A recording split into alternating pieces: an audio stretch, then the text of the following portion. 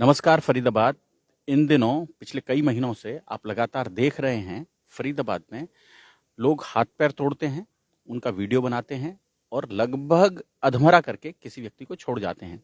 कोई एक गिरोह नहीं है, बहुत सारे लोग हैं। इस तरह की वारदातें लगातार इस शहर में बढ़ रही हैं। हमारे साथ हैं अश्वनी त्रिखा जी, मशहूर वकील हैं शहर के। कानून बताते हैं और जो लोग कानून बनाते हैं उनके सलाहकार भी हैं।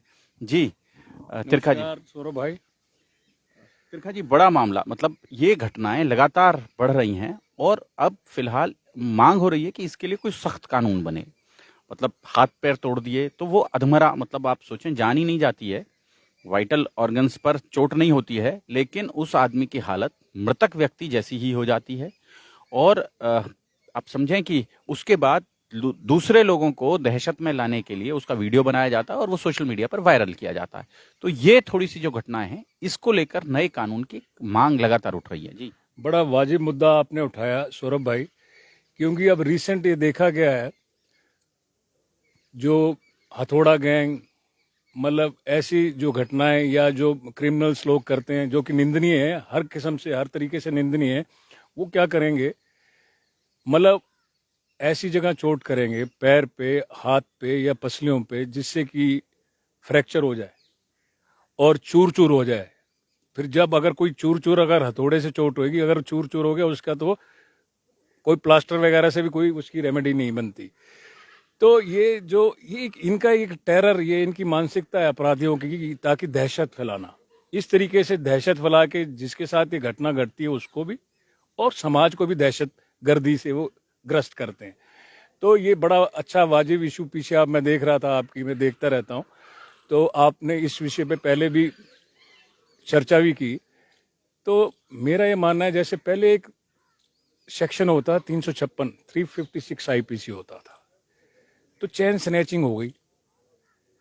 अब चैन स्नैचिंग करते थे लेडीज के साथ या वैसे, तो कोई चीज खींच के ले गए, तो उसको हीनियस करने के लिए, ये बड़ा सीरियस ऑफेंस है, तो उसको इन्होंने करने के लिए 379 में अमेंडमेंट करके 379 ए बी सी और इसमें सेशन ट्रायल भी बना दिया।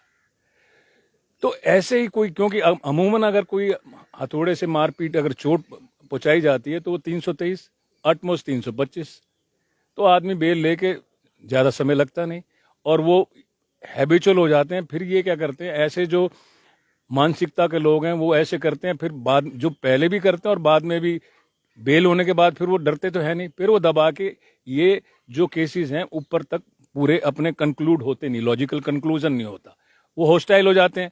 दहशत की वजह से गवाही कौन देने, अपराधियों के खिलाफ कौन देगा।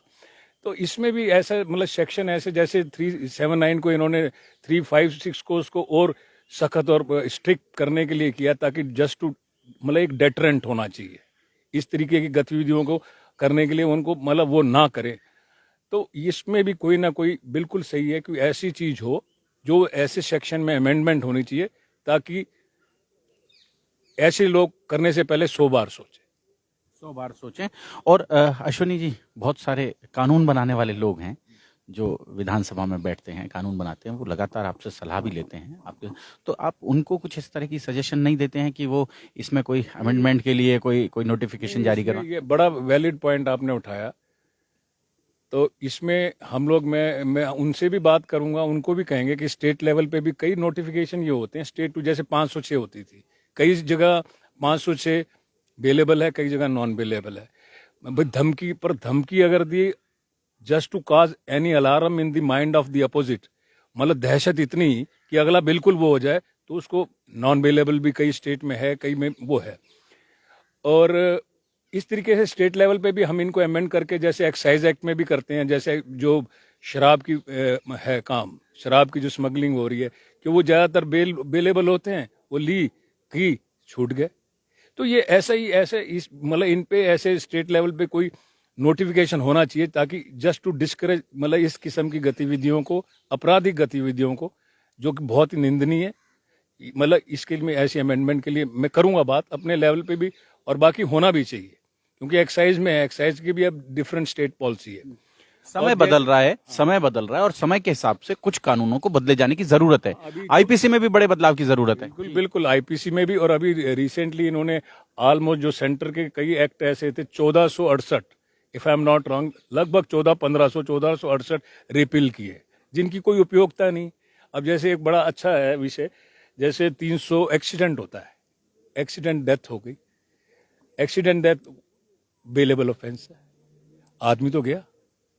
इसकी आड़ में जैसे कई लोग दूसरे तरीके से फिर एक्सीडेंट भी दिखा दिए जाते हैं। होता क्या था, ये अंग्रेजों 1860 का कानून है आईपीसी, तो वो उस वक्त में क्या होता, गाड़ी जो होती थी उन्हीं अंग्रेजों के पास थी। तो वो रोन दिया, कुछ कर दिया, कुछ नहीं बेलेबल। ये कई चीजें ऐसे है, इस पे भी ये अपना हमारी केंद्र सरकार इस पे भी मतलब गौर कर रही है कि इनमें भी अमेंडमेंट। अभी रिसेंटली सुप्रीम कोर्ट की परसों ही जजमेंट थी कि भाई अगर कोई एक्सीडेंट करता है तो उसकी कोई लीनियंसी नहीं है अगर उसने शराब पी रखी है, कोई लीनियंसी नहीं होनी चाहिए। शराब पी के आदमी गाड़ी चलाए क्यों? कल की ही घटना है, कल फरीदाबाद में एक सीमेंट से भरा हुआ ट्राला बदरपुर की तरफ से आया, एक गाड़ी को टक्कर मारते हुए लगभग 100 मीटर घसीट कर ले गया। उसके बाद उसके सामने एक साइकिल सवार था, साइकिल सवार गाड़ी के नीचे फंस गया, उसे निकाला गया, उसकी मृत्यु नहीं हुई।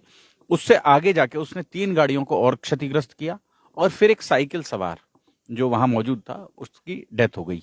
मतलब आप समझें कि इतनी सारी गाड़ियों। जी, वो शराब के नशे में था ड्राइवर, अभी उसका मेडिकल हुआ था।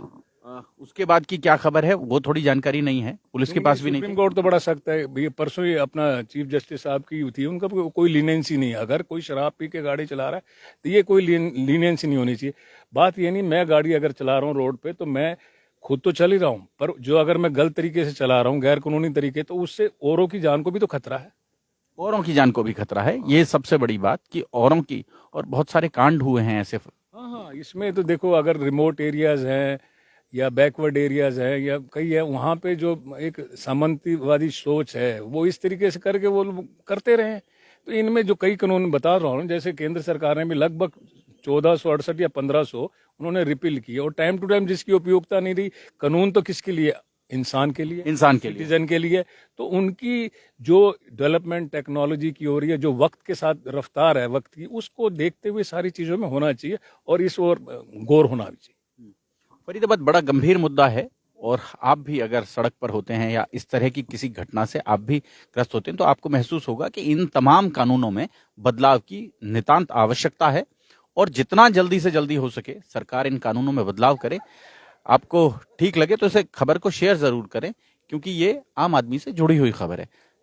जोड़ेंगे फरीदाबाद आपको शहर की ऐसी ही और महत्वपूर्ण खबरों के साथ। बहुत बहुत धन्यवाद।